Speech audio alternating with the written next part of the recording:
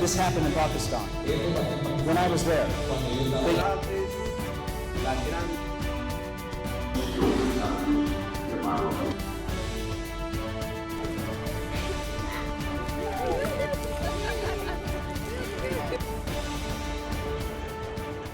My wife and I started coming down here about 15 years ago, doing small projects, maintenance and repairs, things like that around the orphanage and school.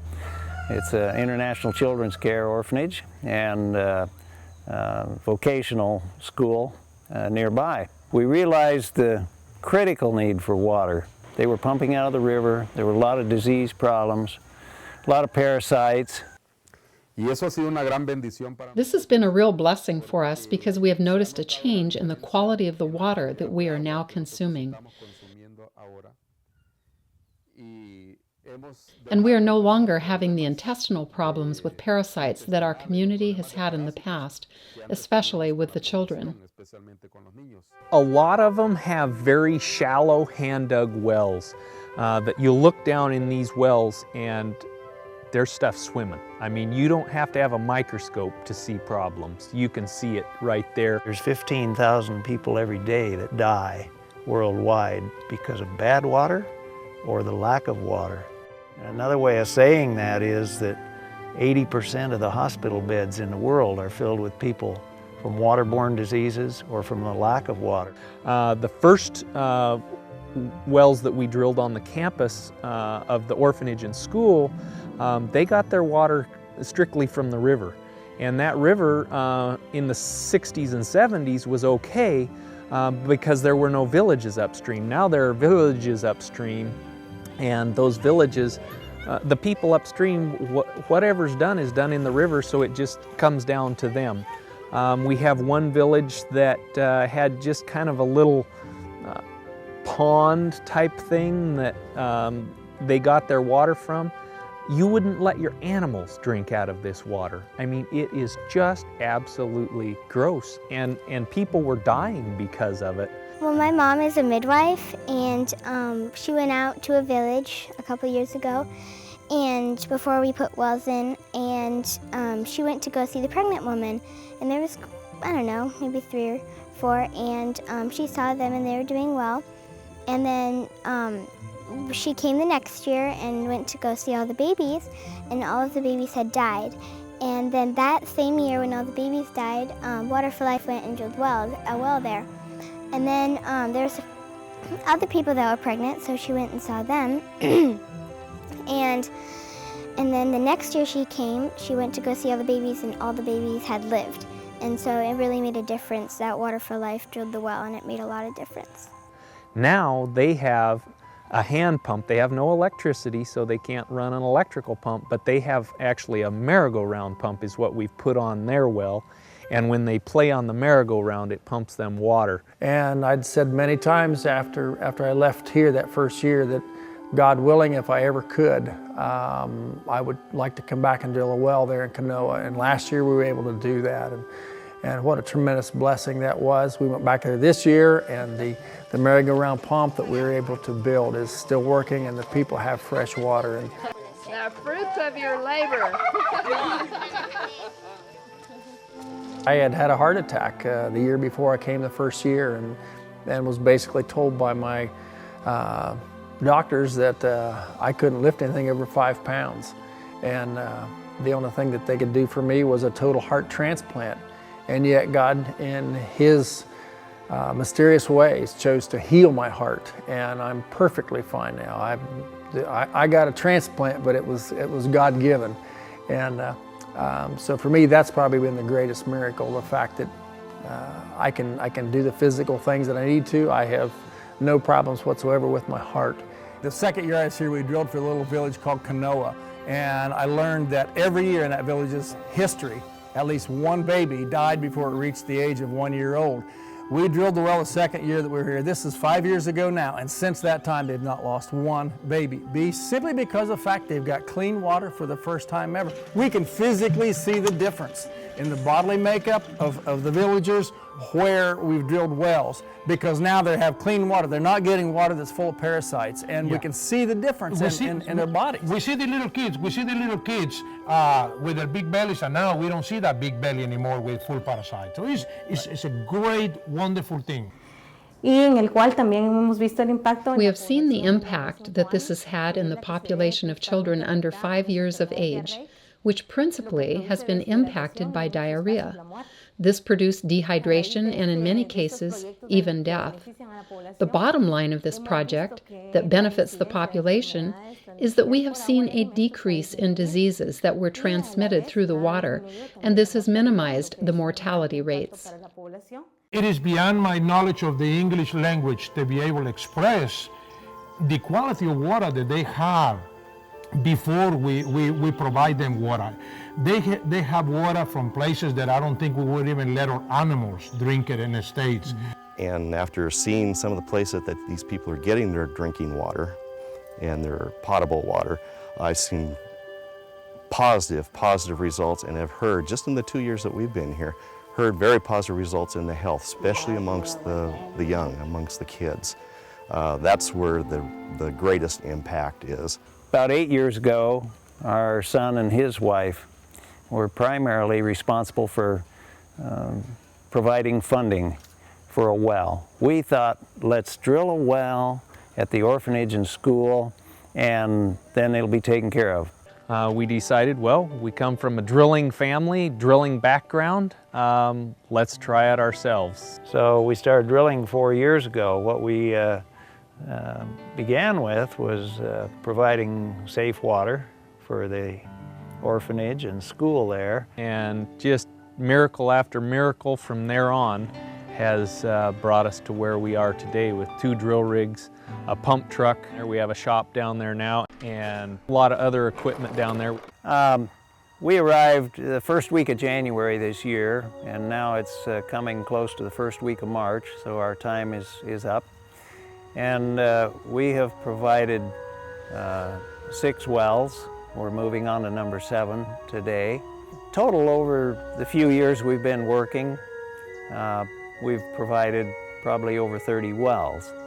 Each well in a village can serve easily 3 or 4 or 5 or 600 people. Especially when dry time comes, they don't have the rain coming off the roof that they can capture. The stagnant ponds are gone then, and so the well becomes very important, which is coming up very soon as far as the time of year. It's starting to get warmer and drier. Water for Life is a ministry of volunteers, and we rely on volunteers. This year, 48 volunteers. The drillers come and drill the wells, run the equipment, and the pump people come and set hand pumps in the villages. Most of the pumps are hand pumps that are just hand operated. Rod pumps is what they are. And this one on this site happens to be a experimental solar pump that we're doing for the people. Good clean water, doesn't taste bad, no iron. The chloro is gone. Oops, the sun went away, so it shut off for a minute. I came down to first year in January of '07 and thought it was going to be a once-in-a-lifetime deal, but I came down and I got hooked, and this is my 6th year now to be down here. I've come down here to Guatemala 6 times now, and the reason I do that is because I have a love for Jesus, and I want to share that love with everyone I come in contact with. So I've been down here, this is my 2nd year. We come down here for January and February. We stay the full 2 months. I'm not a well driller, but I am a pump man, and that's what I do. He has well drillers that come down and run the drilling operation, drilling equipment, whatnot. I support them and I install the pumps. I am very privileged that I get to see the end results. The drillers come in, they drill a well. I get to come back and see the pumps installed. The celebrations that go on, the dedications go on. We also rely on other people to partner with us. We have dental teams that do dentistry in the villages, which is certainly a critical need in these villages. A lot of people have abscessed teeth and they need help. They need relief from that. This year, in 3 different villages, we extracted somewhere around between 250 and 300 teeth. We have people that partner with us in the local church community that carry on the spoken and written gospel throughout the year, strengthening these people spiritually so they don't lose track of that hope, the one that gives us water out of the ground. We have medical teams that come and do training and work with the people in the villages with lots of different medical issues. My wife is involved in a teaching program at one of the local schools, teaching English, and her and I both enjoy this tremendously. The accommodations are good, and it's a lot of work, but it's very, very rewarding. I can do more good, at least I feel like I can do more good for more people when I'm down here in a month or 5 weeks that I spend down here every year than I can in my lifetime back in the States. One of the things that we really stress at Water for Life is that we want to not only provide water, physical water for them, but spiritual water for them. And so we bring an evangelistic team down every year to work with the local people, helping them to be able to go out in the villages and do the follow-up work that we can do when we're only here for a couple of months a year. No, we aren't concerned about numbers. We're concerned more about souls than we are numbers of wells. That's how we open the door, though, is to get them clean water. Show the people that we're there to help them. Show them that we care about them. And then they're willing to listen to really, truly what we're down there for, and that is tell them and give them the true water of life. Because that's the whole reason we go, is to give them an opportunity to learn of a better way. I've been helping Water for Life as a translator for quite a few years now. I was here 5 years ago when the first drills were taken to the communities, and now coming back I can see a big difference in the way people are receptive to the message of Jesus. Before, we tried to reach these people in their communities, and it was a lot more difficult. It's easier now. People are willing to open their houses, let people in, and let us share the Bible with them. 2 days ago, I went out to La Romana, set a hand pump out there, and as typical, when we finished setting the pump, there was excitement. They were happy, they were jumping, pumping the water. Kids were playing in the water, splashing each other on the faces, and it was a happy time. It's a high time. That's my favorite time to share Bibles, to share Bible literature and that type of thing for people that are literate and able to read. I really liked coming down here. It was really fun. Doing different stuff with my church members, and next year I'm planning to go and preach in a village, hopefully, because my brother preached when he was 11 first, and I'll be 11 next year. A 12-year-old boy from our church does a series of meetings each year. He's done it 2 years. He'll be going again this year. I went and I preached the first meeting, and afterwards a young woman came up to me, and she looked about 6 months pregnant. And through the translator, I learned that she had been in a car and bus wreck, and it had squeezed her abdomen, and she had few fluids leaking inside of her. So we knelt down there in my building and we prayed for her. She says, I'm leaving tomorrow to go to Guatemala City. The doctors are insisting I come down for my second surgery. They're going to take out part of my colon, part of my pancreas, part of my just a lot of her abdomen stuff so it wouldn't leak. And she said there's a 50% chance that I am going to die or live. She came back in just a few days. She says I didn't have to have surgery. And about the next night, she was there. There she was, flat stomach and all, and I was amazed. And she came back to say thank you to that 12-year-old boy and to the Lord. She was healed. Before we started drilling the water wells, we had a real struggle getting involved with the local people, becoming friends. They were shy. And not really accepting to the message that we had brought forward. But after we drilled a well, they were open to us talking about the Bible and spiritual things. They were very friendly with us. That's the reason We need to provide more than just safe water. We need to provide these people the hope of the gospel, a better place where they will have a heavenly Father, a heavenly family.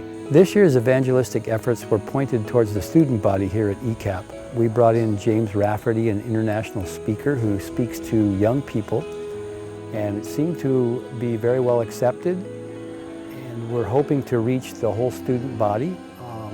We're leading them to Christ through revelation. I know when Jesus is lifted up, He brings all people to Him.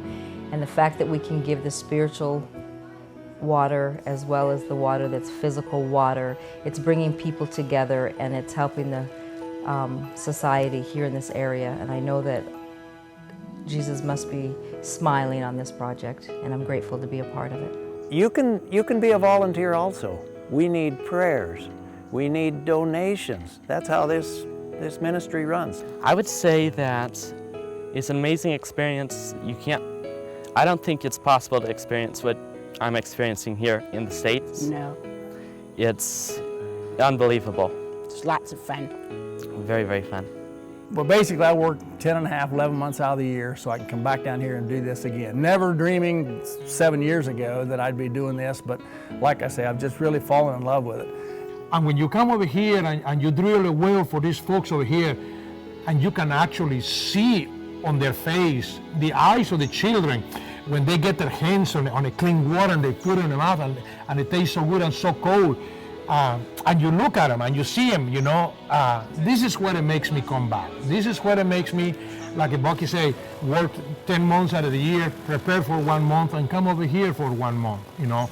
And I'm blessed, we both are blessed to have the support of our family, because, you know, we cannot come over here without the support of our family and the support of another people that help us to come over here. It's better than going on a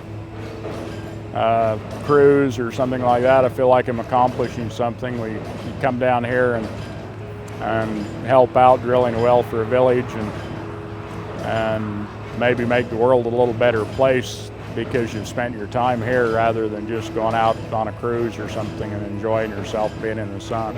Because the impact is so great in these villages, where Water for Life brings fresh water to the community, doors have opened to give Bible studies, hold evangelistic efforts, and finally, build a church. So far, Water for Life has built 10 churches where wells have been installed. The Upper Columbia Conference has paid for the costs to build 8 of the 10 churches. The village of Sabaneta was one of the first Water for Life churches to be built and has helped the Adventists reach the local people with the gospel. I wanted to thank people on the States that have been so wonderful and so generous in helping us to produce this here. Because like I say, sometimes our economics don't allow us to do that.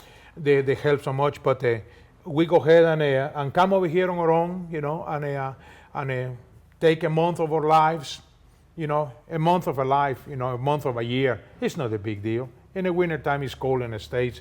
Come down here for great weather, let me tell you, here. The coldest we have got here, I think it was 63 or 64 degrees last night. And we are not going to complain about how cold it's up in the States right now, because our wives just told us there was something like a 0 and about 3 feet of snow. So, you know, it's wonderful here. Come back, give it a chance. Water for Life is a practical, hands-on, walking ministry. It was St. Francis of Assisi that said, preach the gospel always, use words if necessary. And so Water for Life is that practical part of the gospel which helps people, gains a relationship, and shows them that there is hope in a destitute world.